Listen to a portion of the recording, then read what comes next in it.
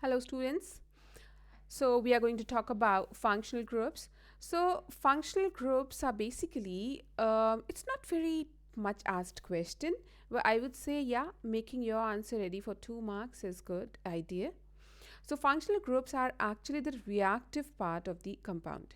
They are the reactive part of a compound. That means it actually defines the chemical behavior. It defines the chemical properties of a properties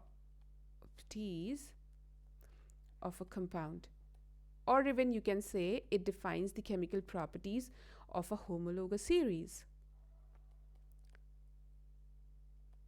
Because earlier we discussed a homologous series, one set, all the compounds are going to be following the same chemical property.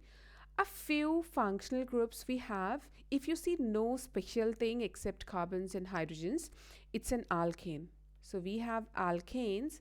Alkanes are very simple. Alkanes are going to be coming up like simple hydrocarbons, we can say. They are simple hydrocarbons. That means connected by single bonds only. I mean, bonds are like nothing but when you connect two things, you draw a line, and this line is nothing but a bond. Okay, I say it's single because it's only one here. Now you will be thinking, if we have two, what are we going to be calling that?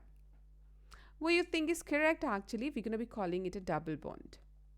Okay, and if you have a double bond, we get a different homologous series created, or a new functional group coming into picture. That is called alkenes. Yeah, alkenes have CC double bond. We have another functional group, that is OH. If you have OH in the compound, that's alcohol. And the last one, if you have COOH, that's carboxylic acid. So these are the 4 functional groups, and yes, each functional group defines its chemical property, its behavior, its homologous series. So the homologous series is alkanes, and all the alkanes are going to be coming up with a single bond connected with hydrogens only. When we talk about alkenes, all the alkenes, alkene is another homologous series, and it will be having all the members of alkene family with a double bond for sure. Alcohols will have this OH hydroxyl group, and carboxylic will have this as a functional group. What type of questions do we get in here? We don't get to define, but we get questions like, okay, you have a compound that has a displayed formula. It's very important to note this down, and you will not get it more than for more than 1 marks. Say for example, if I say, okay, the displayed formula CCOH is there and something like this, right? They will ask you, circle the functional group and identify by naming it.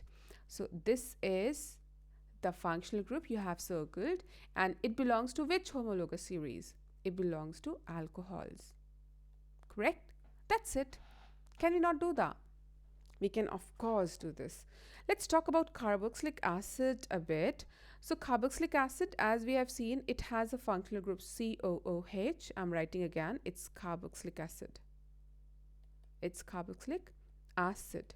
Okay, sometimes they ask you to draw the structure, displayed structure. So this simple COOH, COO, is actually, you're going to be writing a double bond there and then OH. Correct? So this representation gives you another mark. So let's not lose the mark, and we should know how to represent this with bonds, right? So yeah, we are understanding what a functional group, and I think I've discussed all major points over here. Correct? See you soon in the next video. Bye bye. Take care.